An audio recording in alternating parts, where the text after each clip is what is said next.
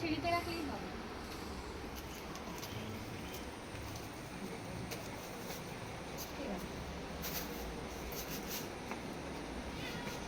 তো বন্ধুরা সব বাজার চলে এসেছে। তো আজকে বাজারে কি কি আনা হয়েছে সেগুলি তোমাদের সঙ্গে শেয়ার করবো। তো চলো কি কি আনা হয়েছে প্রথমে যাই।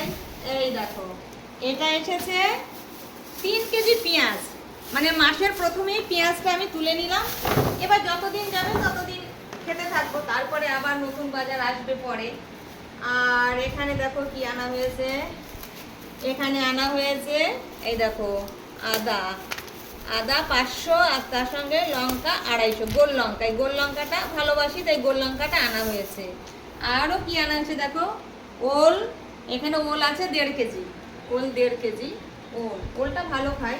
তো আর চন্দ্রমুখী আলু 10 কেজি। আজকে চন্দ্রমুখী আলু 26 টাকা করে নিয়েছে, 10 কেজি আলু। এই দেখো চন্দ্রমুখী আলু। এত ওজন, দাঁড়া।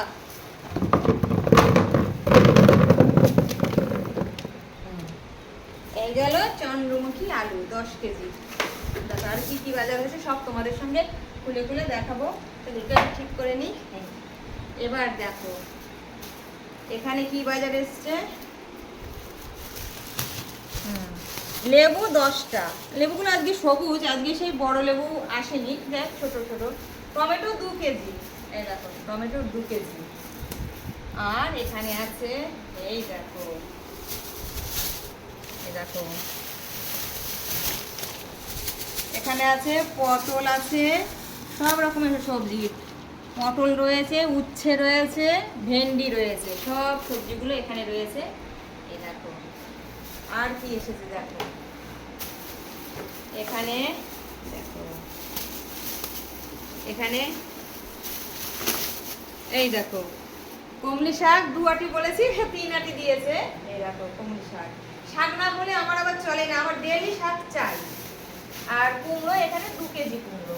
এই আর বন্ধুরা এই কটা বাজারে কত উঠেছে সেটা তোমাদের সঙ্গে না শেয়ার করলে আবার আমার মাথাটা কাজ করবে না। দেখো এই কটা বাজার, আজকের বাজারের দ্রব্যমূল্যের দাম দেখো 915 টাকা।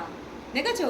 এর মধ্যে শুধু আলুটা 1 সপ্তাহ চলে যাবে, কিন্তু বাকি সবজি কিন্তু হাফ রাস্তায় গিয়ে আটকে যাবে, তারপরে আর যাবে না। তাহলে 915 টাকায় যদি 4 দিন যায় আর বাকি সবজি আবার 915 টাকা, না না আর 500 টাকা লাগবে।